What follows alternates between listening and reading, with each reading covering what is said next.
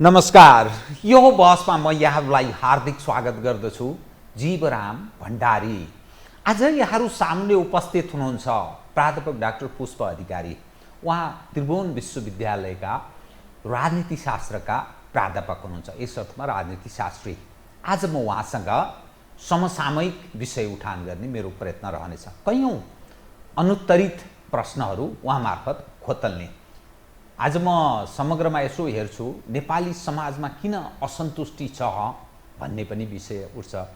त्यसै गरी पटक पटकका 10 देखि 15 वर्षमा हरेक पटक परिवर्तन भएको छ। त्यो परिवर्तनले किन जनआकाङ्क्षालाई सम्बोधन गर्न सकेको छैन र असन्तुष्टि छाइरहन्छ पटक पटक पटक पटक।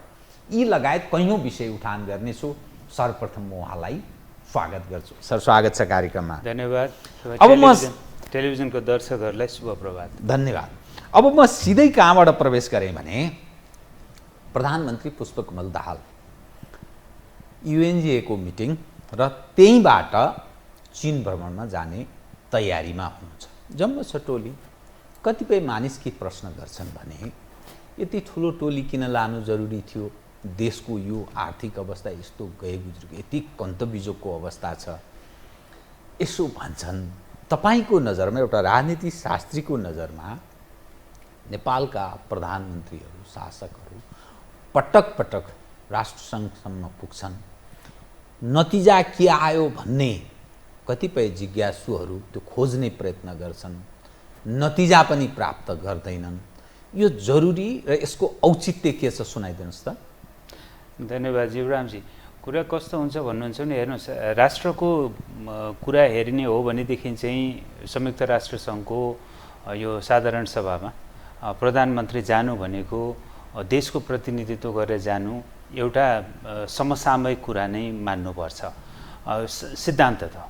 तर अब व्यवहारमा हेर्ने हो भने किन अहिलेको प्रधानमन्त्री मात्रै, योभन्दा अगाडिका प्रधानमन्त्रीहरू पनि भयभरको नाता गोता झड्केलाहरूसम्म बोकेर जाने गर्थे, होइन? यसको परिणाम त हामी सबैलाई थाहा छँदैछ नि, त्यो शून्य नै हो। तर हामीले के मान्नुपर्छ, मानिदिनु पर्ने खण्ड आयो भने हाम्रा प्रधानमन्त्रीले संयुक्त राष्ट्रसङ्घमा गएर नेपालको विषयमा बोल्नुहुन्छ भन्ने अपेक्षा गरेर बस्न चाहिँ सकिन्छ अहिले। तर उहाँले के बोल्नुहुन्छ अथवा उहाँ बोल्नुहुन्छ बोल्नुहुन्न, सम्बोधन गर्ने कति बेला छ, के छ, कस्तो अवस्था आउँछ, त्यो त्यति बेला नै हेर्नुपर्ने हुन्छ। तर सामान्यतया जुन किसिमको टोली लिएर उहाँ जान लाग्नु भएको छ, त्यो काम गर्ने टोली होइन कि त्यो। 40 प्रयोजनका लागि गएको त्यो 40 सामान्यतया हेर्नुहोस् हाम्रो नेपालको कर्मचारी तन्त्र, राजनीतिज्ञहरूको मनोदशा, त्यो सबैले हेर्दा एकपटक युएनको जेनरल एसेम्ब्लीमा गएर त्यो एसेम्ब्लीको उसमा चाहिँ नि पोडियम छेउमा बसेर फोटो खिचेर आउने ठुलो रहर हुन्छ एक थरीलाई।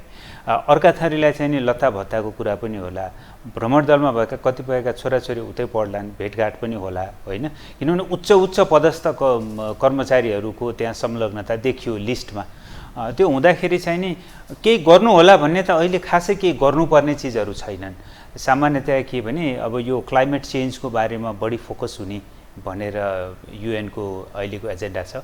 अब त्यसमा चाहिँ नि हाम्रो प्रधानमन्त्रीले पनि नेपालका प्रतिबद्धताहरू 2-4 वटा पछि पालना नभए पनि अहिले घोषणा गरिदिएर नभए पनि अहिले व्यक्त गरिदिने। किनभने हाम्रो राजनीतिज्ञहरूको सामान्यतया कुनै धेरै ठुलो तयारी गरेर जाने अथवा आफ्नो कहाँ पूर्वाधार विकास भइसकेको कुराहरूमा बोल्ने यस्तो बानी छैन। बोलिदिने, नगरे त पछिकाले गरेनन्, मैले त गर्न खोजेकै हो भन्ने, त्यो यो के भन्नुहुन्छ भने राष्ट्रप्रतिको प्रतिबद्ध व्यक्तित्वहरूको असाध्यै कमी भएको बेला छ। आशा गरौँ यो पटकको भ्रमणमा प्रधानमन्त्रीले केही राष्ट्रसङ्घलाई केही कमिटी गराउनुहुन्छ कि नेपालको विषयमा, आशा त गर्न सकिन्छ। अब भर त छैन। हेर्नुहोस्, अन्तर्राष्ट्रिय समुदाय सामुन्ने मूलतः शक्ति राष्ट्रहरू र छिमेकी राष्ट्रहरूसँग नेपालले त्यहाँ कतै यसो साइडलाइन बैठकहरूमा, मिटिङहरूमा, भेटघाटमा कुन चिज चाहिँ अलिकति लभिङ गर्ने, त्यस्तो केही के गरिनुपर्छ, के चाहिँ जरुरी छ भन्ने केही ठान्नुहुन्छ त? होइन, तत्काललाई हेर्नुहोस् नेपालको अवस्था अहिले कस्तो छ भन्नुहुन्छ भने कुनै पनि मित्र राष्ट्रदेखि लिएर अन्तर्राष्ट्रिय समुदायले नेपाललाई अब धेरै ठुलो त्यस्तो तुक भएको राष्ट्रको रूपमा हेर्न छोडिसकेको छ। भाव दिँदैन कसैले पनि। जोसँग सामर्थ्य छ त्यसले भाव दिँदैन। सामर्थ्य नभएकाहरूसँग बसेर चिया खाएर कुनै अर्थ छैन। सामर्थ्य तर भएकाहरू अब यहाँ फेरि अमेरिकी यत्रो चासो छ, सक्रियता छ, भारतीयहरूको त दबदबा पहिलेदेखि नै छ, चिनियाहरू यत्रो सक्रिय छन्, एमसिसी, बिआरआई, एसपिपी, आइपिएस, अनि भारतीयहरूको यो लत्तो ओहोर दोहोर सारा प्राथमिकता नेपालका कथित नेताहरूको चाहिँ एकदम भारत नगई, दिल्ली नगई, अन्यत्र म जाँदै जान्न त्यो भन्ने, यो सबै हेर्दा फेरि त्यस्तो प्राथमिकता त नेपाल परेको रणनीतिक हिसाबले बहुत महत्त्वपूर्ण यो जो स्ट्राटेजिक पोइन्टमा छ भन्ने कतिपय मानिसहरूको यस्तो भनाइ के हो? होइन, तपाईँले अहिले उठान गर्नुभएको कुरा द्विपक्षीयभित्र पर्छ। अब अहिले प्रधानमन्त्रीको अमेरिकीहरूको नि फेरि होइन, अमेरिकाको त बाँकी नै छ, अमेरिकाको म आउँछु। द्विपक्षीय कुराहरूको चाहिँ नि संयुक्त राष्ट्र सङ्घको साइडलाइनमा अर्थ राख्ने द्विपक्षीय वार्ताहरू हुने जस्तो म देख्दिनँ। अब जहाँसम्म तपाईँको अमेरिका सम्बन्धी प्रश्न छ, अमेरिकाको चाहिँ कस्तो भन्नुहुन्छ भने यो धेरैवटा मुलुकहरूमा उसको स्ट्राटेजिक इन्ट्रेस्टहरू छर्किएर बसेको छ। त्यसमध्ये नेपालको स्ट्राटेजिक इन्ट्रेस्ट अहिले चाहिँ नि अलिक मुखर भएर आएको छ।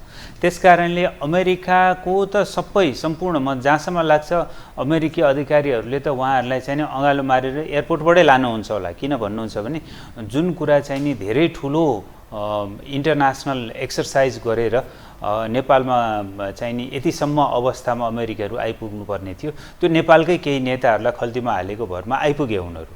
नत्र यो जे चिजहरू यहाँ अमेरिकाको पक्षमा भनेर अहिले भइरहेको भनेर सार्वजनिक खपतको लागि निस्किरहेछन्, ती सबैमा के भन्नुहुन्छ भने देश कहीँ पनि रिफ्लेक्ट भएको छैन।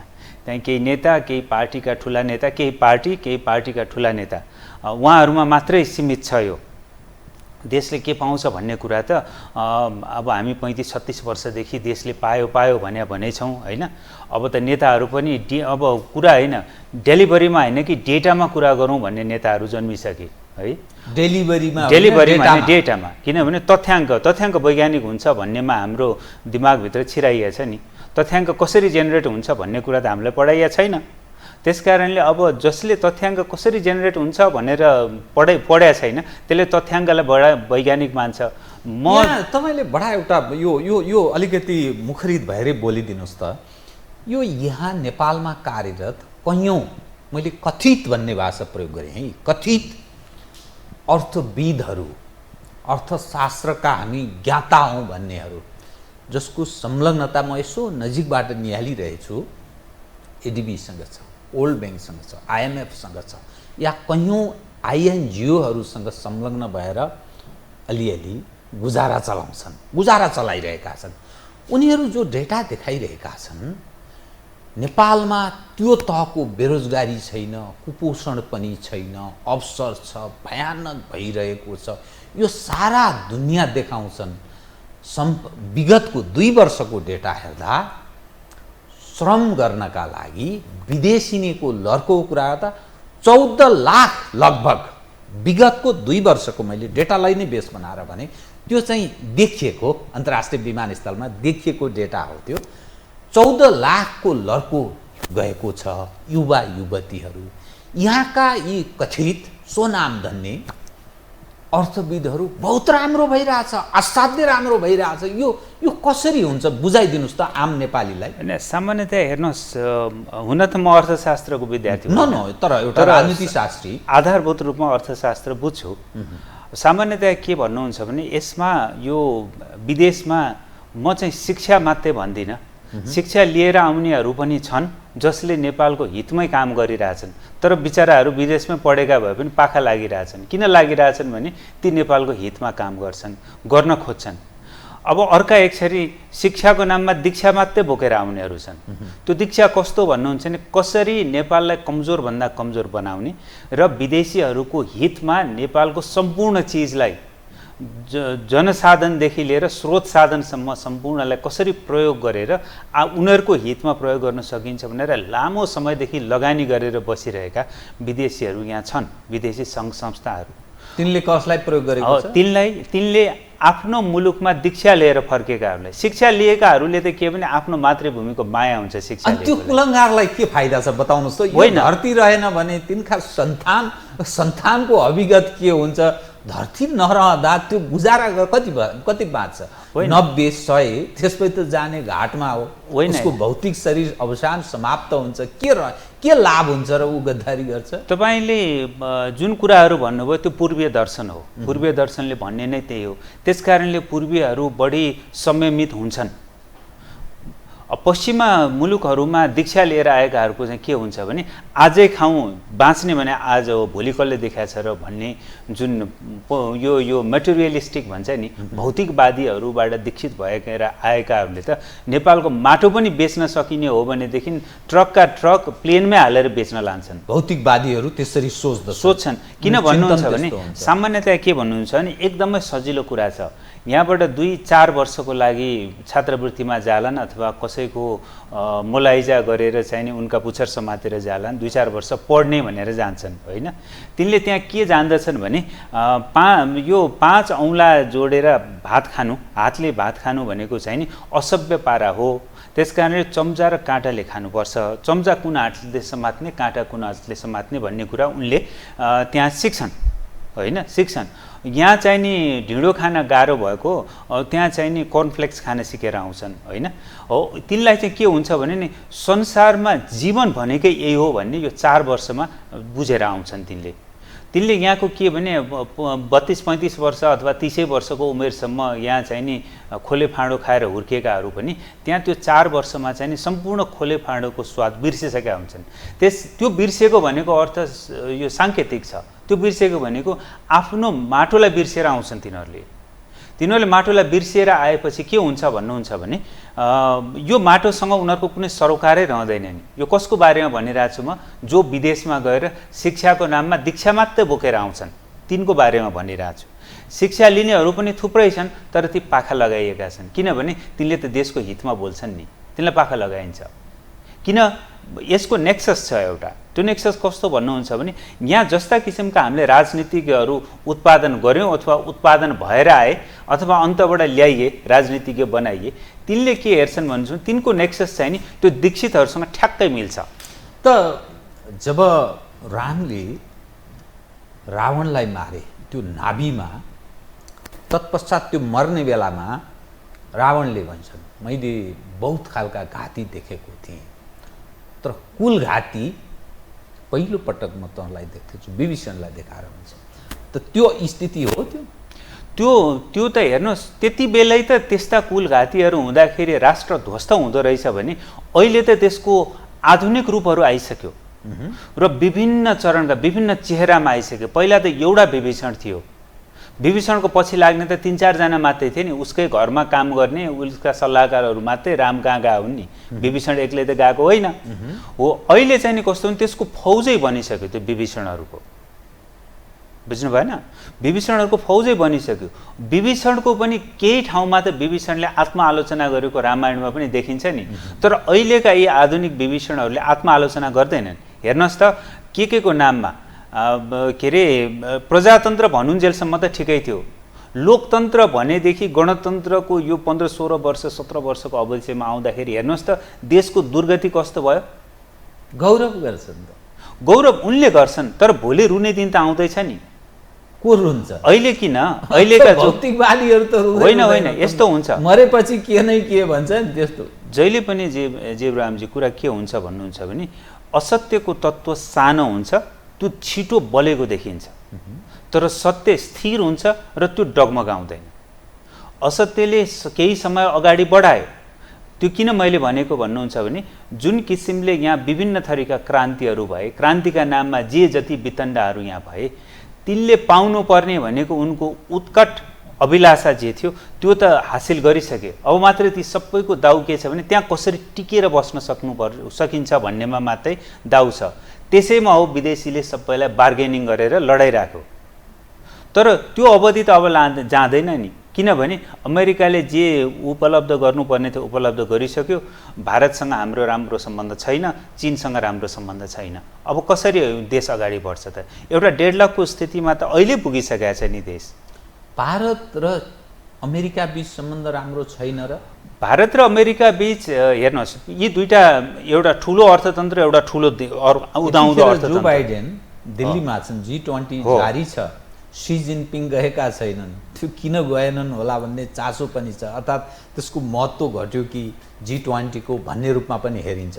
तर कतिपय मानिसहरूको बुझाइमा अमेरिका यस्तो एउटा शक्ति हो जसले कैयौँ फ्रन्टमा 3-4वटा फ्रन्टमा एकैचोटि युद्ध गर्न सक्छ र उसका ती प्रोजेक्टहरू हुन्छन्, त्यो प्रोजेक्टलाई कहाँ खर्च गर्ने, कहाँ कसरी चाहिँ प्रयोग गर्ने भनेर उनीहरू यसो रमाइलो जस्तो पनि गरिरहन्छन्।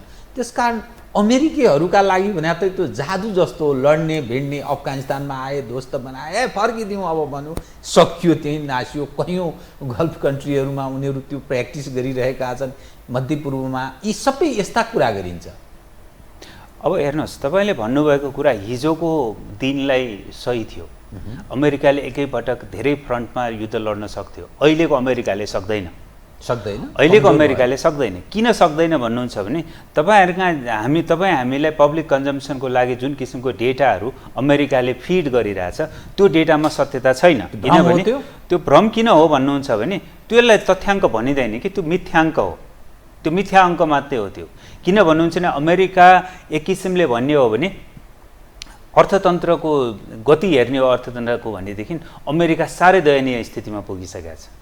जस्तो अहिले नै हेर्नुहोस् न, ल एउटा उदाहरण दिउँ, युक्रेनमा सबै एकदमै ठुलो चाहिँ नि सबै युरोपीय अमेरिकी सबै लागेर नेटो सम्पूर्ण लागेर युक्रेनमा सहयोग गरे छन्, होइन गरे छन्, तैपनि रुसको केही हलाउन सकेका त छैनन् नि। तर प्रारम्भिक अनुमान त युक्रेन 1 महिना पनि टिक्दैन होला, खर्लपै रुस खाइदेला भन्थे। तर अब यो वर्ष बितिसक्यो, टिकेको छ, अझै थप भिडिरहेछ, नोक्सान भइरहेछ रसियनहरूको। त्यसमा यसो हेर्नुपर्छ, हेर्नुहोस्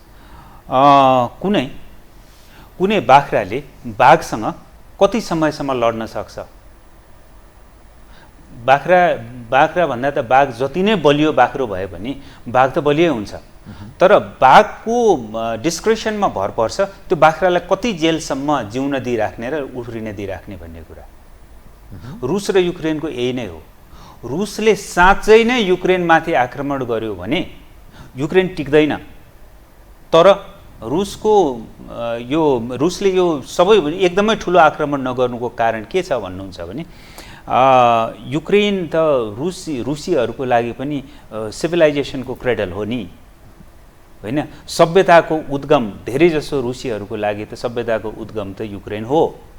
त्यही भएर किभमा रुसले आक्रमण गर्न नसक्ने होइन नि। किभलाई अहिलेसम्म कहिले पनि आक्रमण गरेन युक्रेनले, के अरे रुसले। किन भने ऊ एकदमै संयमित भएर डिफेन्स मात्रैमा गरिरहेछ। केही ठाउँमा अफेन्स गर्यो, जुन ठाउँमा उसको स्ट्राटेजिक इन्ट्रेस्ट बढी थियो त्यो ठाउँमा, जस्तो ओडेसा, त्यहाँ पानीको स्रोत छ, होइन, क्लिन ड्रिङ्किङ वाटरको स्रोत छ, ओडेसा लियो। अब ओडेसामा भयानक युद्ध भयो, ओडेसा त बचाउन सकेन। क्राइमिया उसको सी लेनको कुरा थियो, त्यसमा त केही पनि कसैले गर्न सकेन। अब बाँकी चिजमा रुसले किन गरिराख्नु परेर भीषण आक्रमण जब आफ्नो इन्ट्रेस्ट सर्भ भइसकेको छ? रुसलाई देखाउनु छैन, सस्टेन गर्नु छ। इन्हेल गर्न चाहिरहेको होइन युक्रेनलाई, खान खोजेको होइन। रुसले के भनिरहेछ अझै पनि भने त्यो अहिलेको युक्रेन, समग्र युक्रेन इन्हेल निल्ने चाहना हो, त्यो चाहिँदैन। युक्रेनबाट रुसको विरुद्धमा कुनै पनि क्रियाकलाप नहोस् भन्ने एस्योरेन्स मात्रै खोजिरहेको। पश्चिमाहरूको के इन्ट्रेस्ट त्यहाँ रुससँग भिड्ने, यत्रो खर्च गर्ने? भलै युक्रेन ध्वस्त भइरहेको छ, कतिपय सवालमा नोक्सान रुसको पनि भइरहेको छ, आर्थिक नोक्सान, जनधन सबैको। हेर्नुहोस्, यसलाई अलिकति इतिहासतिर जानुपर्छ, धेरै लामो हुन जाला, छोटकरीमा म भनिदिन्छु। हेर्नुहोस्, युक्रेनको वरिपरि कि त चाहिँ नि तपाईँको सेन्ट्रल एसियन रिपब्लिकहरू नजिकै छन् कि भनेदेखि पूर्वी युरोपीय राष्ट्रहरू नजिकै छन्, होइन? रुसको यो युक्रेनको वरिपरि भनेको। अब ती राष्ट्रहरूमा अहिले के भइरहेछ भन्नुहुन्छ भने अमेरिकाको एकदम वाहवाही बढिरहेको छ, खास गरी पोल्यान्डमा, होइन? पोल्यान्डमा पोलिसहरू पनि अलि नेपाली जस्तै हुन्छन् कि, किनभने लड्ने भनेपछि बडा जोस आउँछ उनीहरूलाई पनि, पुलिसहरूलाई पनि। त्यस कारणले अहिले हेर्नुहोस्, त्यो टेन्सन चाहिँ नि बिस्तारै युक्रेनको बोर्डरबाट बिस्तारै सिफ्ट भएर बेलारुस र चाहिँ नि पोल्यान्ड, बेलारुस र लिथुएनिया यतातिर सर्दै गइरहेछ। यो भनेको के भने रुसले के गरिरहेछ त बिस्तारै त्यो युद्धलाई चाहिँ नि आफ्नो मोर्चाबाट पुश गरेर अर्काको मोर्चातिर धकेल्न सफलता पाउँदै गएको छ। यो भने त रुसको एक किसिमले भन्ने हो भने त नेटो सम्बद्ध राष्ट्रहरूको एक किसिमले पराजय नै हो नि। साँच्चै लड्ने नै हो भने भए त युक्रेनलाई चाहिँ नि त सदस्यता दिइहाल्थ्यो नि, यत्रो भइसकेपछि होइन र? नेटोको सदस्यता दिन्थ्यो। त्यसकारण हामी के भन्नुहुन्छ भने हामी यहाँ नदिनुको पछाडिको कारण होइन, नेटोको सदस्यता लिनासाथ त सोझै रुससँग त लडाइँ सोझै हुनु पर्यो नि। त्यो हिम्मत छैन, त्यो जरुरी ठान्दैन अहिले, अथवा अर्को नेटोले युद्धमा जान्छ, विश्व अर्को युद्धमा लपेटिन्छ भने त्यहाँसम्म पनि उत्साहित हुनु जरुरी छैन। किनभने नेटोको हिम्मत भइदिएको भए त रुसमाथि सोझै आक्रमण गर्थ्यो। अमेरिकाको हिम्मत भइदिएको भए युक्रेनमा चाहिँ नि ब्युरोक्रेसीदेखि लिएर पोलिटिसियनहरूको एउटा ठुलो जमावडा नै यो नन रेजिडेन्ट युक्रेनियनहरूलाई ल्याएर थुपार्दैन थियो नि युक्रेनमा।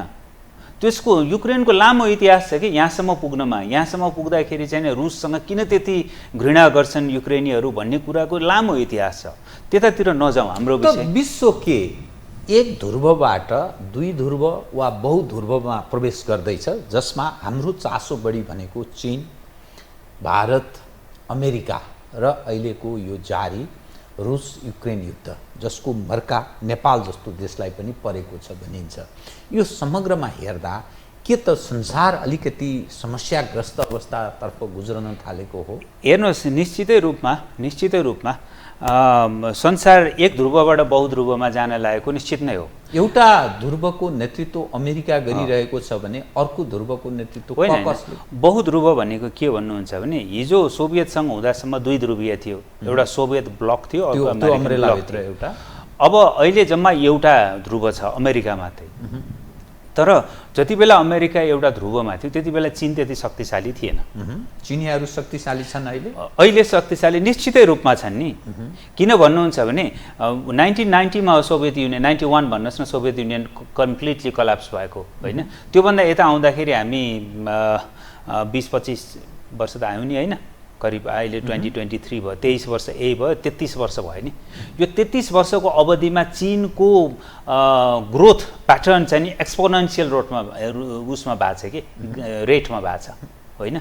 एकदमै यो 30 वर्ष भनेको चीनले अकल्पनीय रूपमा विकास गरेको छ विभिन्न क्षेत्रमा, विज्ञान प्रविधिदेखि लिएर उसको आन्तरिक समाजसम्म, र उसको बाह्य मुलुकहरूमाथिको लगानी पनि बेपत्ता बढेर छ। त्यो त अमेरिकासँग छ, उसको अस्ट्रेलियामा छ, उसको कयौँ युरोपियन मुलुकमा छ, भारतमा छ। ती मुलुकले असहयोग गर्यो भने चीन थेगिन्छ त? होइन, यस्तो चीनको अर्थतन्त्र भनेको चाहिँ बाह्य व्यापार चाहिँ खुम्च्याला, बाह्य व्यापार चाहिँ खुम्च्याला, त उसको आय आर्जनमा त नोक्सान भयो। हेर्नुहोस्, हामीले बडा सर्फेसियल रूपमा कमेन्ट गर्छौँ चीनको विषयमा। चीनभित्र कति बलियो छ अथवा कमजोर छ भन्ने कुराको तथ्याङ्क हामीसँग छैन, कसैसँग पनि छैन। किन बन्द समाज भएको होइन, बन्द समाज होइन, खुला छ। चीनले खुला भनेर खुलापनको नीति लिएको भएर ट्रान्सपरेन्सीको नाममा नाङ्गै भएको छैन चीन। उसले आफ्नो अस्तित्व कहाँ रक्षा गर्नुपर्छ भन्ने कुरा बुझाएको छ। तर एउटै कुरा के हेर्नुहोस् भन्नुहुन्छ भने झन्डै यो 30-35 वर्षको अवधिमा आफ्नो जनसङ्ख्याको झन्डै 70 करोड के अरे गरिब जनसङ्ख्यालाई त उसले मध्यमवर्गीयमा त पुर्याइसक्यो नि यो 30 वर्षमा। 70 करोड अनि बाँकी 70 होइन, बाँकी 70 त पहिला पनि हुने खाने नै थिए नि अलिअलि त होइन। त्यो 70 चाहिँ एब्ज्याक्ट पवर्टी भन्थे कि युनाइटेड नेसन्सको आजभन्दा 30 वर्ष अगाडिको डेटामा हेर्नुहोस्। कुपोषणको शिकार हुने अवस्थामा अहिले छैन। चिनियाहरू अहिले खान पुग्छ सबैलाई। तर मानिसहरू यो अलिकति जो स्ट्राटेजिक हिसाबले सोच राख्ने मानिसहरू, कतिपय युद्धका ज्ञाता ठान्नेहरू, पेन्टागन यस्तो स्ट्राटेजी बनाउँछ जसरी सोभियत सङ्घ छिन्न भिन्न भयो, टुक्रा टुक्रा भयो र विश्वमा एउटा वान पोलर, एउटा ध्रुवको नेतृत्व गर्ने ध्वस्त भयो, कम्युनिस्टको अवसान भयो, कम्युनिस्ट राज्य सत्ता। चिनियाहरू आगामी सन् 2049मा सायद 100 वर्षको जनवादी गणतन्त्र चीन त्यो महोत्सव मनाउने अन्तिम कसरतमा छन्। तर त्यहाँसम्म चीनलाई पुग्न ठुलो थ्रेट छ, चुनौतीहरू छ। त त्यो स्ट्राटेजी कहीँ न कहीँ पेन्टागन त्यो बनाइरहेको छ। त्यसकारण यो साउथ चाइना सी, त्यसको त्यो घेराउ नीति, त्यसको वरिपरि रहेका कयौँ देशहरू र त्यही भित्रको पनि कयौँ आन्तरिक लडाइँका कुराहरू, यी सबैले हेर्दा चीन कठिन आफू कसरी सर्भाइभ गर्ने, चिनिया कम्युनिस्ट पार्टी, चिनिया जनवादी चीनलाई कसरी निरन्तरता दिने यो समस्याबाट उनीहरू गुज्रिरहेका छन्। त्यसरी विश्वसँग लड्ने भिड्ने त्यो हैसियतै राख्दैन, त्यो अवस्थामै ऊ छैन, त्यो ग्लोबल लिडरसिप गर्ने त्यो हैसियतै छैन उसको, भन्छ नि। होइन, यो चाहिँ नि तपाईँले भनेको कुराहरू सार्वजनिक खपतको लागि पश्चिमा सञ्चार माध्यमहरूले अगाडि ल्याएको कुराहरू हो र त्यसलाई उनीहरूले सपोर्ट गर्ने डेटाहरू पनि केही दिएका छन् पश्चिमा सञ्चार माध्यमहरूले। तर मैले पनि यो चीनको विषयमा अध्ययन गरेको, दक्षिण एसिया चीनको विषयमा अध्ययन गर्न लागेको करिब 30 वर्ष भयो। म चाहिँ के देख्छु भन्नुहुन्छ भने चिनियाहरूसँग कति क्षमता छ भन्ने कुरा अब यो पोलिटिकल साइन्समा अन्तर्राष्ट्रिय सम्बन्धमा किन पावर ब्यालेन्सको थ्योरी भन्ने हुन्छ कि त्यो पावर ब्यालेन्सको थ्योरी चाहिँ के हुन्छ भन्नुहुन्छ भने शक्तिशालीले जबसम्म अर्को मुलुक आफ्नो छायामा बसिराख्छ त्यति बेलासम्म पावर ब्यालेन्स छ भनेर भनिराख्छ होइन। अब जो अलिकति निम्सरो छ त्यसले चाहिँ नि सधैँ त्यो पावरसँग टक्कर लिने ठाउँसम्म पुग्न पाए हुन्छ भनेर त्यसलाई चाहिँ आफ्नो नेसनल स्ट्रेन्थ भनिरहेको हुन्छ। अब यो दुईटाको परीक्षण कहाँ हुन्छ भने युद्ध नभइकन हुँदैन। टेस्ट चाहिँ नि युद्ध नभइकन हुँदैन। युद्ध भयो भने पावर ब्यालेन्स रहेनछ भन्ने बुझिन्छ, नतिजाले युद्ध पावर ब्यालेन्स रहन्छ भन्ने हुन्छ। अब युद्ध नहुन्जेलसम्म चाहिँ नि शक्तिशालीले आफ्नोभन्दा कमजोरलाई हेरेर पावर ब्यालेन्स छ भनेर बस्ने मात्रै हो। यो यस्तो हुन्छ कि राजनीति शास्त्रमा। तर अब चिनियाहरूको कुरा तपाईँले जुन उठाउनु भयो, चिनियाहरू आजभन्दा 30 वर्ष अगाडि, किनभने म पनि चिनमा 35 वर्ष जति भयो होला म चिनबाट फर्केको होइन, त्यो बेला चिनको 2-3 चरण मैले देखेको छु, राम्रोसँग नजिकबाट हेरेको छु। गरिब चिन, अलिअलि होकी हुने खाने भएको जस्तो भन्ने चिन, अर्ध समृद्ध चिन र अहिलेको समृद्ध चिन, यो चारै चरण मैले प्रत्यक्ष रूपमा देखेको छु, अनुभव गर्न पाएको छु। यो हेर्दा पश्चिमाहरूसँग म केमा अलिकति विमति राख्छु भने उनीहरूले जे भन्यो त्यही नै सत्य होइन। तपाईँले अघि पेन्टागनको पोलिसी भन्नुभयो, पेन्टागन त स्वतन्त्र छैन, एउटा स्वतन्त्र मुलुक हो।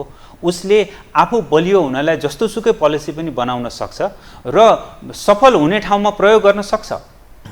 तर पावर ब्यालेन्सको थ्योरीले के भन्छ भने त्यसलाई सफल हुन दिने नदिने भनेको कुरा त जुन मुलुकमा उसले अप्लाई गर्छ त्यो मुलुकको जुरिस्डिक्सन हो, डिस्क्रेसन हो भन्ने कुरा हुन्छ कि। त्यसकारणले जहाँ जहाँ अब अमेरिकी नेतृत्वको चिजहरू चाहिँ नि कहाँ कहाँ सफल भएको छ त भन्दा हेर्नुहोस्, उदाहरण दिन्छु। यस नजिकै हाम्रो अफगानिस्तानमा त्यत्रो वर्ष 20औं वर्ष अमेरिकी प्रेजेन्स भयो त्यहाँ होइन। अफगानिस्तानमा शान्ति आयो त, त्यहाँको नागरिकहरूले डेमोक्रेसी भन्ने चिज त पाए होइन। त्यसले तिनलाई खान दियो त? खान दिएन, भोकै मर्यो, भागेर जानु पर्यो, छिन्न भिन्न भयो परिवार, राष्ट्र बन्यो त बनेन। अन्तिममा आएर जसका विरुद्ध लडाइँ थियो त्यसैलाई सत्ता बुझाएर अमेरिकाहरू फर्केर गयो होइन त। अब दक्षिण एसियामा अमेरिकाले डेमोक्रेसी पढाइराख्नु पर्ला र? पर्दैन नि, यदि जान्ने हो भने। अब तपाईँले अर्को कुरा ल्याउनु भयो, भारत र अमेरिका बीचको सम्बन्ध। भारत र अमेरिका बीचको सम्बन्ध पनि कहिलेसम्म कायम रहन्छ भन्नुहुन्छ भने अमेरिकासँग अहिले भारत नजिक जानुको पछाडि पाकिस्तानलाई छोडेर चीनको विरुद्धमा भारत प्रयोग हुन सक्छ कि भन्नेमा अमेरिकाहरूको फोकस बढी छ। भारतको फोकस के छ भन्नुहुन्छ भने त्यो गरिदिएको जस्तो गर्यो भने हामीलाई चाहिने टेक्नोलोजीहरू चाहिँ नि अमेरिकाले हामीलाई ट्रान्सफर गरिदिन्छ कि, हाइटेकको जुन छ नि त्यसको टेक्नोलोजी ट्रान्सफर गर्छ कि भन्ने आशा छ। यो अभ्यास चाहिँ नि, यो प्रयास चाहिँ नि सन् 2005 मा पनि भएको हो, त्यति बेला फेल भयो। किनभने भारतले त्यति बेला पनि त्यही नै चाहेको थियो, तर अमेरिकाले टेक्नोलोजी ट्रान्सफरको कुरा मानेन। 2005 मा मनमोहन सिंहको सरकारले जुन किसिमको एग्रिमेन्ट गराएको थियो त्यसपछि लामो समय सम्बन्ध ठन्डा नै भयो। अब यो मोदी सरकारको दोस्रो इनिङ, अब त तेस्रो चुनावतिरै जाने बेला भइसक्यो। यो दोस्रो इनिङ भएपछि के भने उनलाई चाहिँ नि मुलुक स्ट्रङ बनाउनु पर्यो, सामरिक रूपमा पनि, राजनीतिक रूपमा पनि, आर्थिक रूपमा पनि भन्ने एउटा पोलिसी नै बन्यो उनीहरूको होइन। उनीहरूले भिजन, अब यो 2025 सम्ममा चाहिँ नि भारतीय सेनालाई चाहिँ नि विश्व स्तरको सेना बनाउने भन्ने एउटा लक्ष्य छ। त्यो अनुसार गइरहेको छ, अगाडि बढिरहेछ भारत सरकार। त्यसको सपोर्टको लागि चाहिँ नि उनीहरू अमेरिकासँग नजिक भएका हुने। अमेरिकीहरू तदनुरूपकै सहयोग गरिरहेछ कि अलिकति छैन, खेल गरिरहेछ? अहिलेसम्म होइन, केही दिएको जस्तो, चङ्गा उडाएको जस्तो छ। अलिकति अमेरिकीहरू भारतीय चाहनालाई बुझ्दछन्, त्यसकारण उनीहरू पनि हेर्नुहोस् दुबईले दुबईलाई बुझेका छन्। अहिले एकदमै छिटो फास्ट ट्र्याकमा चाहिँ नि रिलेसन डेभलप नहुन सक्नुको कारण नै यही हो कि दुबईलाई राम्रोसँग बुझेका छन्। भारतीयहरूले रसियनहरूसँग सम्बन्धलाई त्यति टाढा नराख्नु अर्थात् निकटै सम्बन्ध राख्नुको पछाडिको कारण र पाकिस्तान यहाँ कहाँ छ, पाकिस्तानको रोल? अब एक किसिमले भन्नुहुन्छ भनेदेखि अमेरिकाले पाकिस्तानलाई छोडिसक्यो भने पनि हुन्छ है। जुन 47 को विभाजन पछिदेखि नै अमेरिकाले एक किसिमले काँधमा बोकेर भारतलाई ब्यालेन्स गर्न सधैँ पाकिस्तानलाई उचाल्थ्यो। अब त पाकिस्तानीहरूले पनि रियलाइज गरे होइन। त्यसै गरी भारततिर आउने हो भनेदेखि चाहिँ नि कस्तो भन्नुहुन्छ भने भारतीयहरूले राम्रोसँग बुझाएका छन् अमेरिकनहरू कस्तो नेचरका छन्। किन भन्नुहुन्छ भने अहिलेको भारतको जुन प्रशासन छ, मोदी एडमिनिस्ट्रेसन आएपछि यो 14, 15, 13, 10 वर्ष 12 वर्ष भन्नुहोस् न, 12-13 वर्ष भन्नुहोस् होइन। उनी 13 मा आएका हुन् क्यारे होइन, 13 भने 9 वर्ष प्लस कम 10 वर्ष भन्नुहोस्। यो 10 वर्षको अवधिमा आएको एडमिनिस्ट्रेसन चाहिँ कस्तो छ भने त्यो पहिलाको एडमिनिस्ट्रेसनहरूभन्दा देशको बारेमा अलिक सिरियस छ। पहिलाको चाहिँ डेमोक्रेसी सफल छ, अहिलेको सरकार सफल छ।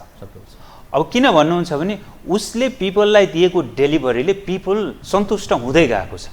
सरकारको सफलता त त्यहाँ देखिने हो नि। तर 24 वटा पार्टीको घेराबन्दी छ, सन् 2024 मा चुनाव छ होइन। मोदी असफल हुने चान्सेस अर्थात् उनको पार्टी सानो हुन सक्ने, उनको नेतृत्वमा सरकार बन्न सक्ने सम्भावनालाई छेड्छ भनेर कतिपय होइन, छिड्छ भनेर कतिपय त्यो अहिले मिडियाको बलुनिङ भन्छ मिडियामा होइन, बलुनिङ हो। हुन त मिलिटरीको शब्द हो, वेस्टर्न फन्डेड हो त्यो होइन, वेस्टर्न फन्डेड पनि छ र त्यहाँ बिस्तारै के अर्थ भाजपाका खिलाफमा पश्चिमाहरू त्यहाँ पनि क्रियाशील छन्, भारतमा पनि होइन। यस्तो हो, त्यो के भन्नुहुन्छ भने पश्चिमा मुलुकहरूको स्वार्थ त जुन साना अथवा लामो समय सत्तामा बस्ने कांग्रेसले त पूर्ण रूपमा पालना गर्न सकेन, प्रयास त गरेको थियो। साना पार्टी जब सानो हुँदै जान्छ त्यसपछि त्यसको स्रोत व्यवस्थापन चुनौतीपूर्ण हुन्छ, स्रोत कहीँ खोज्न जानुपर्ने हुन्छ। यस्तै मौकामा भेस्टेड इन्ट्रेस्ट भएका समूहहरू सलबलाउने हुन् होइन। त्यसकारणले म चाहिँ आफू व्यक्तिगत रूपमा के मान्छु भन्नुहुन्छ भने बिजेपीले निश्चित रूपमा पहिलाको भन्दा केही सिट गुमाउला, सम्भावना मात्रै है, गुमाउँछ नै म भन्दिनँ, केही सिट गुमाउला, तर बिजेपीले नै सरकार बनाउने करिब देखिन्छ। फेरि मोदीकै सरकार, मोदीको भएन बिजेपीको भन्नुहोस् न, नाम त व्यक्ति त म भन्न सक्दिनँ, तर बिजेपीको किन भन्नुहुन्छ कारण छ। त्यसको आधार के हो भन्नुहुन्छ भने बिजेपीले जुन डेलिभरी यो 10 वर्षमा गरेको थियो योभन्दा अगाडिका सरकारहरूले 40 वर्षमा गरेनन् त्यो। किनभने आखिर भोट त नेपाल पो सानो भयो त यहाँ भोट रिगिङ हुन सक्ला होइन, चुनावमा धाँधली यहाँ हुन सक्ला, त्यो त विशाल मुलुक छ र त्यहाँ चुनावको ठुलो अभ्यास पनि छ। जनता पनि हामीभन्दा आफ्नो स्वार्थ के हो भन्ने कुरा बुझ्ने छन्। त्यहाँ जतिसुकै फर्टिचर जस्तो लुगा लगाएर हिँडे पनि उनीहरू आफू उब्जाएर खान सक्ने छन्। हालाकि हुँदै नहुने होइन, 1 अरब 40 करोड चान्चुनको जनसङ्ख्या छ, त्यसमा संसारको सबभन्दा होइन, त्यसमा चाहिँ नि 2 करोड 5 करोड जनसङ्ख्यालाई चाहिँ नि लत्ता कपडा खानेकुरा पुगेन भनेर चाहिँ त्यो 2 करोड देखाएर 1 करोड 40 लाखमा 2 करोड 4 करोड देखाएर चाहिँ नि त्यो कामै नलाग्ने भन्नु पनि मिल्दैन। हेर्नुहोस्, यही चिज हिजो आज भारतीयको पक्षमा जसरी देखिन्छ पश्चिमा मुलुक, हिजो आजभन्दा 30 वर्ष अगाडि चीनको बारेमा पनि त्यसै गरी काम गर्थ्यो उसले। फरक छैन। अहिले चीनले रियलाइज गर्यो, त्यो गुन्जाइसै छोडिदिएन चीनले होइन। त्यसकारणले हामीले हेर्दाखेरि चाहिँ के हेर्नु पर्यो भने हामी नेपालीले हेर्दाखेरि चाहिँ तपाईँको अर्को पनि प्रश्न थियो, G20 को कुरा गर्नुभएको थियो, त्यो सन्दर्भमा म कुरा गर्छु। तपाईँ यही चुनावकै सन्दर्भको कुरा गर्दा सन् 2024 मा अमेरिकामा पनि चुनाव हुँदैछ, त्यहाँ पनि डेमोक्रेट र रिपब्लिकको विषय छ। अलिक पेट्रियोटिक ट्रेन र अलिकति विदेशीहरू माइग्रेटेड पिपुललाई अलिक उदार हुने विषयले त्यहाँ महत्त्व पाउने गर्छ। यसपटक पनि ठुलो चर्चा, अमेरिका र भारतको यो एकैपटक जो चुनाव हुँदैछ एकै सालमा, त्यसको प्रभाव नेपाल जस्तो देश र अलिकति विश्वमा, खास गरी यदि ट्रम्पको उदय हुँदा के हुन्छ, जो बाइडेनको निरन्तरता रहँदा के हुन्छ, रिपब्लिक आउँदा के हुन्छ, डेमोक्रेट आउँदा के हुन्छ, यसरी पनि मानिसहरू लेखाजोखा गर्न थालेका छन्। किनभने ठुला देशहरू, शक्तिशाली देश र नेपाल जस्तो देशका लागि प्रभाव पार्ने भारतको चुनाव, त त्यसपछि पर्न सक्ने प्रभावका बारेमा कुरा गरिन्छ। यसलाई कसरी हेर्ने? हेर्नुहोस्, अब संस्कृतमा एउटा शब्द छ आत्मश्लाघा भन्छ कि है। मनको अब त्यसलाई अझ सजिलो सबैले बुझ्ने भाषा भन्दा मनको लड्डु घिउसँग खाने भन्छ कि नेपालको हालत अहिले त्यसै हो। आफ्नो मुलुकको के कता हो जिलीगाँठी सबै खुस्किसक्यो। आफ्नो मुलुक अब भर्चुअल माग्नेको रूपमा परिवर्तन हुँदै हिसाब किताबमा पर्दैन। यी शक्तिशाली देशहरूको नेपाल जस्ता देश कुनै हिसाबमा पर्दैन। हामी कुरा के गर्छौँ, बाइडेनले जित्छ कि हार्छ। राम्रोसँग हेर्ने हो भने त बाइडेनको पपुल्यारिटी रेट भन्छ उनीहरूको है, जित्दाखेरि 50% प्लस थियो, अहिले 30% पनि छैन, डिक्रिज त्यसरी घट्यो। भनेपछि बाइडेनको बारेमा त मैले धेरै टाउकै दुखाउनु परेन। बाइडेनको नाममा ए को ठाउँमा बी आउला, अर्को आउँछ, त्यो उसको मुलुकको लागि आउँछ, उसको नेसनल इन्ट्रेस्ट सर्भ गर्नको लागि आउँछ। नेपालका लागि त त्यहाँको राष्ट्रपति आउने होइन। भारतमा पनि बिजेपीले जितोस् हारोसको कुरा होइन, त्यहाँको जुन स्टेबल गभर्मेन्ट जुन छ त्यसले नेपालको बारेमा के नीति बनाएको छ त्योभन्दा 1 इन्च तलमाथि त जाँदैन नि, उसैमा निरन्तर जान्छ। अहिलेको के भन्नुहुन्छ भने बिजेपीको गभर्मेन्टको चाहिँ एउटा सबैभन्दा ठुलो नेपालप्रतिको एउटा उदारता जस्तो भनौँ, एउटा रियलाइजेसन भन्छु म कि नेपाल महसुस चाहिँ बिजेपीको गभर्मेन्टले गएको 3-4 वर्षदेखि के महसुस गरेको छ भन्नुहुन्छ भने छिमेकी मध्यमा पनि नेपालमाथि चाहिँ नि भारतको पूर्ववर्ती सरकारहरूले अन्याय गरेका रहेछन् है। यसले हाम्रो राष्ट्रिय स्वार्थमा पनि केही प्रतिकूल प्रभाव पार्न सक्छ भन्ने रियलाइजेसन चाहिँ नि नेपालको बारेमा इन्डियनहरूको छ। त के नेपाल नीतिमा आगामी यदि भाजपा पुनः बहुमतमा आयो, एकलौटी सरकार बनाउन सक्ने अवस्थामा आयो भने नेपाल नीतिमा केही परिवर्तन ल्याउँछ यसको? नेपाल नीतिमा तपाईले प्रत्यक्ष रूपमा रूपमै प्रत्यक्ष रूपमा कहिले रियलाइज गर्छन् अथवा पब्लिकली कहिलेसम्म रियलाइजेसन हुन्छ त्यो अलग कुरा हो। होइन भने गएको 2 वर्षदेखि त भारतीय जनता पार्टीको अथवा भारत सरकारको नेपालप्रतिको नीति निश्चित रूपमा परिवर्तन भइसकेको छ। त्यो परिवर्तन नभएको भए अहिले नेपालका राजनीतिक दलका नेताहरूको विभिन्न ट्युनिङमा विभिन्न धुनमा चाहिँ नि यो गानाहरू सुरु भएको जुन छ नि, विभिन्न धुनमा विभिन्न रागहरूमा गाउन सुरु गरेका छन् नि, त्यो सुरु हुँदैन थियो। हेर्नुहोस्, एउटा कुरा भारतले सबैभन्दा ठुलो रियलाइज गरेको कुरा के हो भन्नुहुन्छ भने कुनै मुलुकको सरकारले आतंककारी भनेर घोषणा गरिसकेको दलको पुरै दललाई नै, पुरै तिनका नेताहरूलाई नै आफूका आश्रय दिएर पालन पोषण गर्नु हाम्रो विपरीत रहेछ। हामीले त्यो जानेनछौँ। किनभने अहिले तपाईँ हेर्नुभयो भने नेपालमा सरकार त त्यही त्यहाँ पालित पोषितहरूबाटै खडा भएको सरकार छ होइन, अथवा हिजो पालन पोषण गरेका र हिजो अस्ति पालन पोषण गरेका र हिजो पालन पोषण गरेकाहरूको गठजोड भएको होइन र अहिलेको सरकार भनेको त। तर ती दुवैले भारतको हितमा काम नगर्ने रहेछन्, ती त अमेरिकीतिर लागे भन्ने त भारत सरकारले त्यो कुरा लुक्या छ र होइन र। त्यही भएर कोर्स करेक्सन भनेर अहिले विभिन्न दलका नेताहरू दोस्रो तेस्रो चरणमा, पहिलो चरणका पनि यसो लुकेर चाहिँ नि मिटिङ गर्न त सुरु गरेका छन् नि।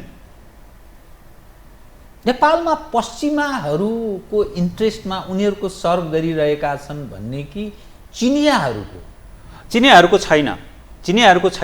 चिनियाहरूको इन्ट्रेस्ट। कतिपय मानिस के भन्छन् भने 2 ठुला कम्युनिस्ट पार्टीको मिलानमा चिनियाहरूको फन्डिङ अनि एउटा पार्टी निर्माण, पछि उत्तरी पकड कमजोर भएको कारण फेरि विभाजन, उत्तरले भनेको कुरा नमान्दा ओलीको यो अभिगत।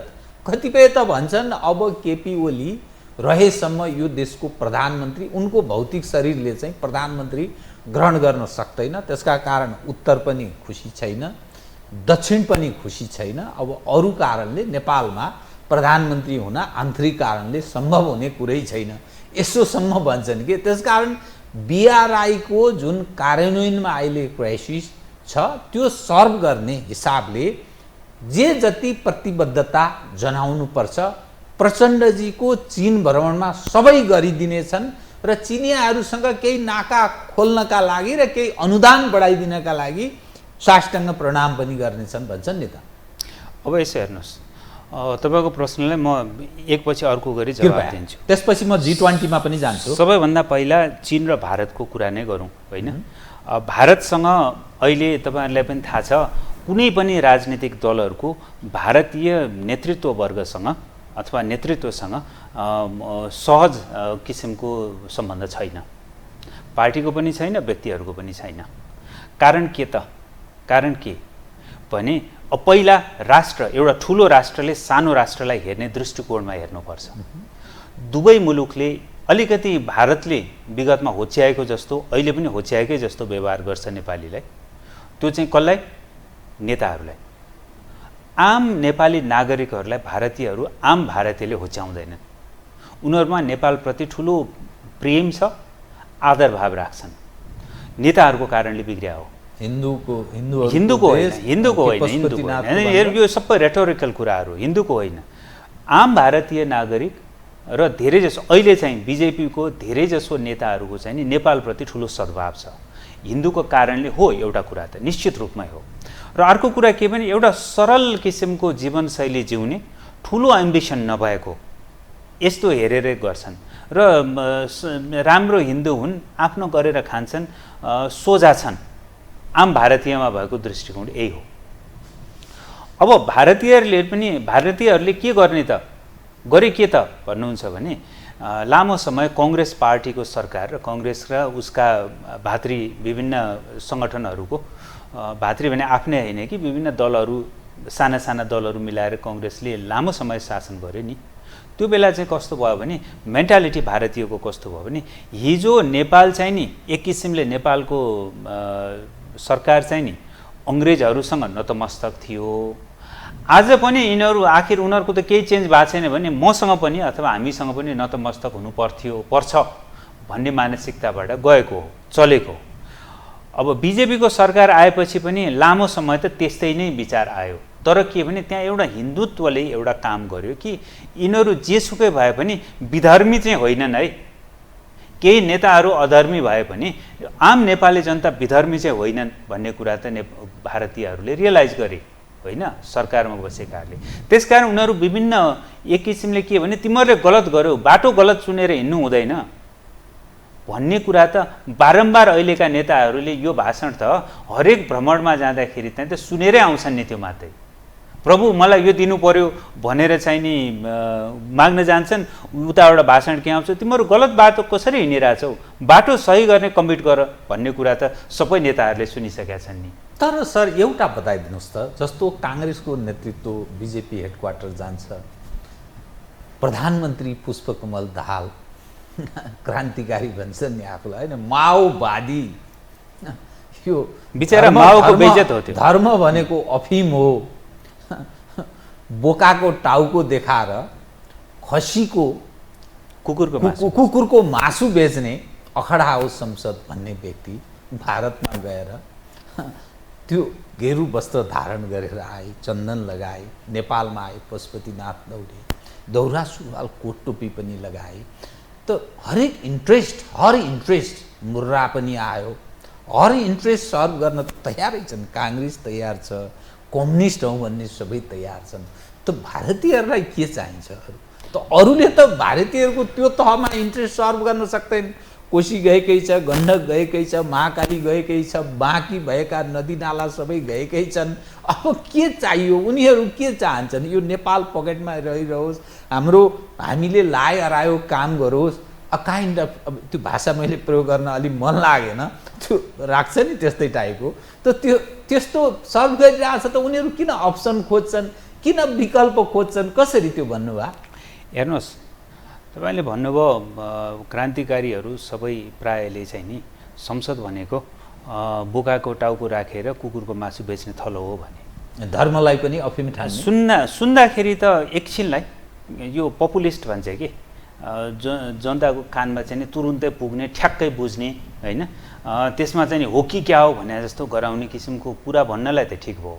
तर विदेशीले हेर्दा के देख्यो भने हाम्रा क्रान्तिकारी यहाँका नेतागणहरू चाहिँ कस्ता रहेछन् भने बोकाको टाउको राखेर कुकुरको मासु बेच्ने ठाउँ त हो, तर बोकाको टाउको खाने बानी त पहिल्यै लागिसक्या हो। अब अहिले सबै घट्दै आएर के भने कुकुरको मासु पनि मिठो लाग्ने भएर आयो। कुकुर आफै खाने कि अर्कालाई खुवाउने? होइन, त्यो कुकुरको मासु पनि अहिलेको क्रान्तिकारीलाई मिठो लाग्न लागिसक्यो। त्यसकारणले के भने संसद भनेको खाने ठाउँ हो, त्यहाँ लुच्न पाइन्छ भन्ने कुरा सबैलाई भयो। त्यहाँ जनताले कति आस्था राखेको छ भन्ने कुरासँग सरोकार भएन। यो सरोकार हुनुपर्छ भन्ने किसिमले बाटो देखाइदिने, कान समातेर गालामा चड्काउने मान्छे पनि भइदिएन। सामान्य भनेर त बुझ्ने भएनन्। समस्या यहीँनिर हो। भारतलाई समस्या के हो भन्नुहुन्छ भने छिमेकी नराम्रोसँग बिग्रियो भनेदेखि त त्यसको छिटा त आफूको आउँछ नि। त भारतीयका सामुन्ने के विकल्प छ? होइन। भएको जनताले यसैलाई मत दिन्छ। होइन, होइन। जनताबाट अनुमोदित यही छ। आयो सिस्टम, 12 बुँदे दिल्ली समझदारी भयो, संविधान जारी भयो। भलै कतिपयले हामीले आफूले बनाएको संविधान भनेर दाबी गरिरहेका छन्। अनि यो के गर्ने? हेर्नुहोस्, अहिले त हामी अलि पढे लेखेको मान्छेले त धेरै अगाडि बुझिसकेका हौँ। योसँग एक्सपोजर नभएका र नबुझेका मान्छेहरूले पनि अब बुझिसके। नेपालको अहिलेको जुन दुर्दशा छ है, हिजो भर्खर अर्थमन्त्री भन्दै हुनुहुन्थ्यो हाम्रो अर्थतन्त्र ठिक छ भनेर। के को अर्थतन्त्र ठिक छ? कहाँबाट ठिक छ? कतातिरबाट ठिक छ? त्यो भन्नु पर्यो नि। ठिक छ मात्रै भनेर उहाँले भन्नुभयो, ठिक त हुँदैन नि। तर कुरा के भन्नुहुन्छ भने अर्थतन्त्र चौपट भइसकेका छ, उद्योग धन्दा बन्द भइसकेका छन्, अरू सानातिना बन्द व्यापारहरू टाट उल्टेर गइसकेका छन्। अब उत्पादन हामी कहाँ बेपत्तासँग घट्दै गइरहेछ, इम्पोर्ट बढ्दै गइरहेछ, एक्सपोर्ट शून्य हुँदै गइसकेका छ। यस्तो अवस्थामा कस्तो भन्नुहुन्छ भने यो अवस्था कसको कारणले आयो भन्ने कुरा बुझिसकेका छ नेपालीले। पहिलो के बुझ्यो नेपालीले भने अलि अगाडि 1-2 वर्ष अगाडि भने यहाँ जुन पोलिटिकल सिस्टम चेन्ज भएर आएको समस्याहरू हो त्यो नेपालीले बुझ्यो पहिलो पटक। के यसको अर्थ बुझ्नुको अर्थ के विकल्प खोज्दैछ नेपालीले भन्न खोज्छ? पहिला बुझेको कुरा के हो भन्नुहुन्छ भने पहिला बुझेको कुरामा जानुस्, त्यसपछि विकल्पमा आउला। बुझेको कुरा के हो भन्नुहुन्छ भने 62-63 मा एउटा पार्टीको नेताको अत्यधिक महत्त्वाकांक्षाको कारणले गरेर कसैले नमागेको गणतन्त्र यहाँ आइपुग्यो। कसैले नमागेको धर्मनिरपेक्षता भन्ने पनि आइपुग्यो। यो के को कारणले? एउटा व्यक्तिको अत्यधिक महत्त्वाकांक्षाको कारणले आयो।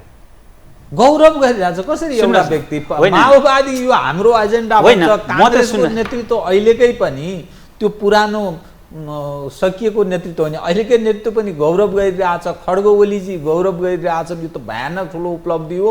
यदि दायाँ बायाँ भयो भने हामी तीनटा एकै ठाउँमा मिल्नुपर्छ। अहिले पनि दिनौँ शेरबहादुर देउबा, केपी ओली, पुष्पकमल दाहाल, बाबुराम भट्टराई, माधव कुमार नेपाल दिनौँ भलाकुसारी हुन्छ।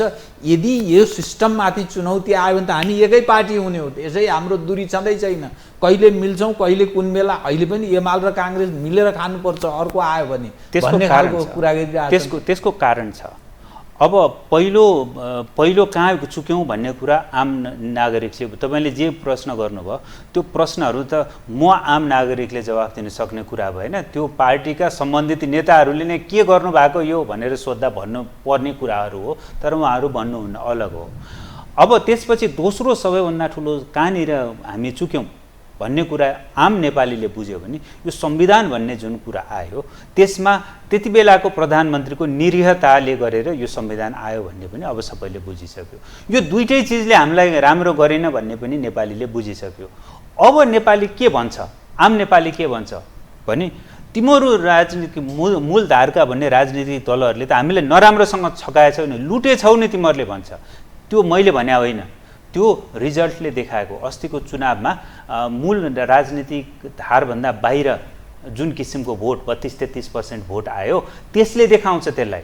अर्को चुनावसम्ममा त्यो 33 मा अर्को 10-15% थपियो भनेदेखि त मूलधारको राजनीतिक दलहरूले त के गर्या भन्ने त प्रष्टै नेपालीले भन्छ। चुनावसम्म पुग्छ यही अवस्था कि विषयमा केही हुन्छ? होइन, एकपटक चुनाव त होला नि, 24 मा हुनु पर्यो। त्यो चुनावले के पुरानालाई बढार्छ भन्न खोज्नु भयो? होइन, त्यो बढार्छ भनेर त अहिले मैले भन्न सक्दिनँ। तर नेपाली जनताको जुन किसिमको बुझाइ छ त्यसले मूलधारका राजनीतिक दलहरूलाई यही अवस्थामा रहन चाहिँ दिँदैन। म तपाईसँग अब दुईटा प्रश्न भन्न। G20 को मिटिङ चलिरहेको छ दिल्लीमा, सी गएन, अरू सबै आए, बङ्गलादेशलाई पनि त्यहाँ आमन्त्रित गरियो भारतको चाहनामा।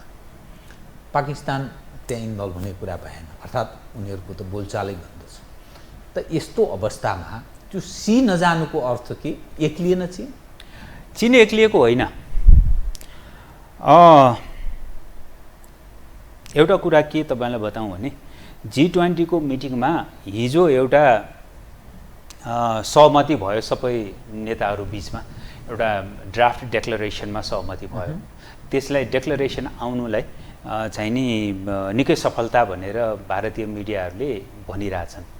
केही पश्चिमा मिडियाहरूको त्यसमा रिजर्भेसन छँदैछ।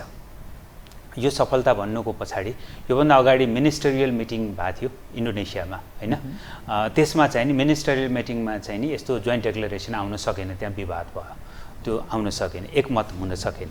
अब अहिलेकोलाई हेर्ने भन्नुहुन्छ भनेदेखि दुईवटा कुरा छ। एउटा त ब्रिक्सको मिटिङ भयो जोहान्सबर्गमा हैन, ब्रिक्सको मिटिङमा चाहिँ नि के देखियो भन्नुहुन्छ भने ब्रिक्स पनि एक्सपान्ड भयो नि त हैन, थप नयाँ राष्ट्रहरू आए। त्यो हेर्दाखेरि चाहिँ के भयो भन्नुहुन्छ भने ब्रिक्स एउटा प्यारलल किसिमको चाहिँ नि सिस्टमको रूपमा उदय हुन सक्छ, अथवा अहिलेको एक्जिस्टिङ वर्ल्ड अर्डरको काउन्टर चाहिँ नि ब्रिक्सले दिन सक्ने अवस्था त्यहाँ देखियो प्रष्ट रूपमा। त्यसको काउन्टरको लागि G20 लाई प्रयोग गर्ने अमेरिकीहरूको ठुलो प्रयास छ। भारत प्रयोग भइरहेछ, भारत त निश्चित रूपमा प्रयोग भइरहेछ, तर प्रयोग भनेर एब्सोल्युट प्रयोग चाहिँ भारत भएको छैन, किनभने भारत पनि मूर्ख छैन। भारतमा पनि धेरै स्ट्राटेजिस्टहरू, बलिया स्ट्राटेजिस्टहरू छन्, हिजो पनि थिए। हिजोको सरकारले प्रयोग गरेन, अहिलेको सरकारले पर्याप्त रूपमा प्रयोग गरेछ। त्यही कारण नगएको G20 अलिक कमजोरै त्यो मात्रै होइन, त्यो मात्रै होइन, त्यो मात्रै होइन। G20 भन्दा ठ्याक्क अगाडि चीनले एउटा नक्सा सार्वजनिक गर्यो, त्यसमा केही असहमति भारतले पनि प्रकट गर्यो, नेपालले पनि गरे रे भन्ने सुनिन्छ, गरे जस्तो त देखिन्न होइन।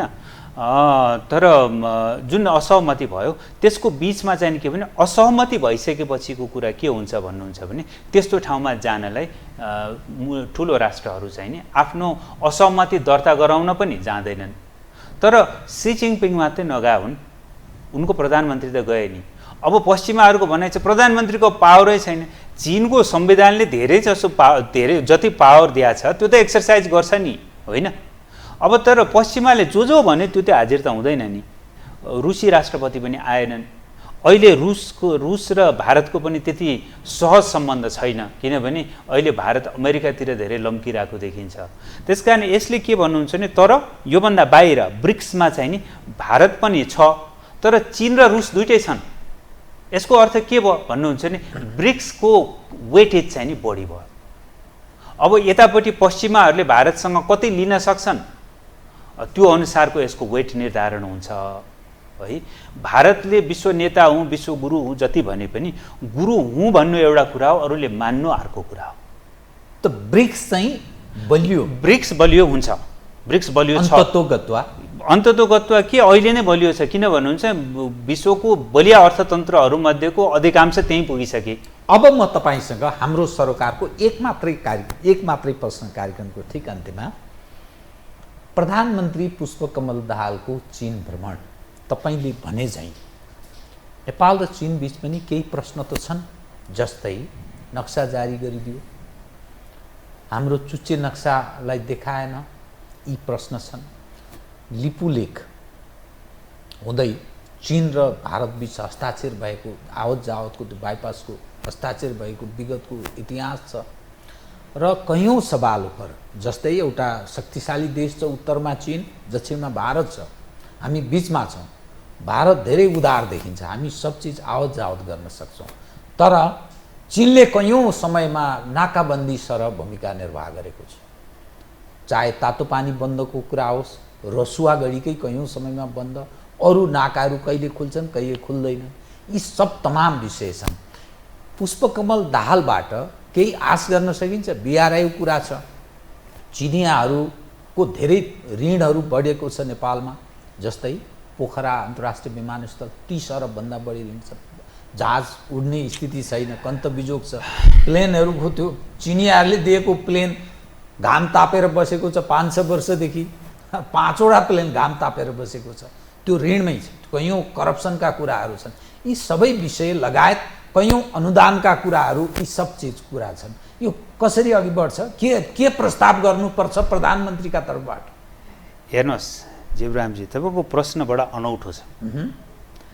तपाईँले जे कुराहरू चीनले यस्तो गरेछ, त्यस्तो गरेछ, यस्तो गरेछ भन्नुभयो, त्यो सबै के चीनले गरेको हो कि नेपाल नालायक हुँदै गएर भएको हो?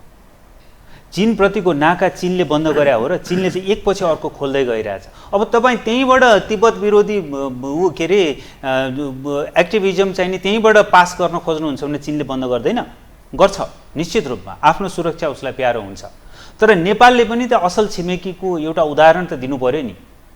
तपाईलाई सहयोग चाहिन्छ, हरेक चिज चाहिने, लौ न मैले त खाना पनि छैन, यो पनि छैन, प्याज छैन चिनबाट ल्याऊ, स्याउ छैन चिनबाट ल्याऊ भन्नुहुन्छ होइन। अब नेपालबाट के अपेक्षा त गर्ला नि कसैले होइन। भारतले यहाँको चाह्यो भने सरकारै बदलिदिन्छ। चीनको त त्यो अवस्था त छैन नि। अहिलेसम्म चीनले के गरिरहेछ भन्नुहुन्छ भने नेपाल असल हो, गरिब छ, गरिब भएको कुराले उसको कमजोरी छ भन्ने कुरा मात्रै हेरिरहेको छ। अब चाहिँ के भने जब एमसीसी पास गर्नुभयो दुईवटा कुरा, एउटा फेरि तपाईँको प्रश्न आउला त्यति बेला त के अरे चीन नै हो नि त पहिलो राजदूत चाहिँ नि गणतान्त्रिक सरकारमा पठाउने भन्नु होला, त्यहाँसम्म नपुग्नुहोस्। म के भन्छु भने हिजोको दिनमा जति बेला नेपाल एउटा सन्तुलित परराष्ट्र नीतिमा विश्वास राख्थ्यो र असंलग्नताकै पछि लागिराखेको थियो, त्यति बेला चीन र नेपाल बीचको सम्बन्ध यस्तो जटिल थिएन। हामीले चीनसँगको यो सम्बन्ध त आफैले जटिल बनायो, अति नै जटिल छ। किन भन्नुहुन्छ भने तपाईँ यहाँ एमसीसीको प्रोजेक्ट चाहिँ नि इनागुरेट भयो भनेर भन्नुहुन्छ, अनि 3 दिनपछि के भन्नुहुन्छ, त्यो उसले चाहिँ नि अमेरिकनले तानेको तारमा चिनिया बिजुली चाहिँ नि हामी बेच्छौँ भनेर तपाईँ भन्नुहुन्छ। अब पत्याउँछ कसले? त्यो ग्रिडमा ल्याएर चाइनाले ऊ के अरे बिजुली मिसाउँछ, अमेरिकाले बनाइदिएको ग्रिडमा। त्यसको स्ट्राटेजिक त्यसको भ्यान्टेज पोइन्टहरू कति छन्, स्ट्राटेजिकली चीनको लागि कति त्यो खराब छ र नेपालको लागि कति दुर्गतिपूर्ण अवस्था त्यसले निकाल्छ भन्ने कुरा त अहिले हामीलाई थाहा छैन नि। र यति मानिराख्नुहोस् त्यो एमसीसी भन्ने प्रोजेक्ट अनन्तकालसम्म रहन्छ यहाँ। किन 5 वर्षमा फर्किँदैन? होइन फर्किँदैन, त्यो अनन्तकालसम्म रहन्छ। किन भन्नुहुन्छ भने आधार भन्नुहोस्, हेर्नुहोस् आधार के हो भन्नुहुन्छ भने आज जुन बेला उद्घाटन भयो भनियो त्यति बेलासम्म आधारभूत कुराहरू नै पुरा भएको छैन। क्लज के छ, 5 वर्षभित्रमा के हो भनेर हेरेर हामी टुङ्गो लाउँछौँ भनेको छ होइन। 5 वर्षमा त्यो नेपालको यही नै सिस्टम रहिराख्यो भनेदेखि 5 वर्षसम्म यति निश्चित गर्छ नेपाल सरकारले काम 5 वर्षमा सिद्धिने हो भने पनि अलिकति यसो लेनदेनको कुरा मिलाएर अर्को 25 वर्षको लागि एग्रिमेन्ट गरिदिन्छ। त्यस्तो किसिमको राजनीतिक दलहरू भए यहाँ। भनेपछि त्यो त नेपालमा भएको अस्थिरता त चीनको लागि ठुलो चिन्ताको विषय हो र भारतको लागि पनि हो। बुझ्नु भएन? यो अस्थिरता भनेको सधैँ जान हुँदैन भन्ने कुरामा त चीन र भारत यसको अर्थ प्रचण्डको भ्रमणमा प्रचण्डलाई यो पाठ पढाएर पठाउँछन् कि अथवा प्रचण्डले केही कुरा राख्ने सम्भावना केही छ आश गर्न सकिन्छ? अब हेर्नुहोस् तपाईँलाई एउटा उदाहरण मात्रै दिन्छु। योभन्दा अघिल्लो पटक प्रचण्ड चीन गएर फर्किँदाखेरि पनि उहाँले के भन्नुभएको थियो, चिनिया नेताहरूसँग धेरै राम्रो, तपाईँ त टेलिभिजनको मान्छे, तपाईँको आर्काइभमा होला त्यो भिजुअलहरू हेर्नुहोस्। उहाँ फर्केपछि अन्तर्राष्ट्रिय विमानस्थल हाम्रो त्रिभुवन अन्तर्राष्ट्रिय विमानस्थलमा ओर्लिँदा के भन्नुभएको थियो, धेरै राम्रो वार्ताहरू भयो, उहाँहरूको बडी ल्याङ्ग्वेज हेर्दाखेरि चाहिँ नि धेरै कुरा बुझियो भने।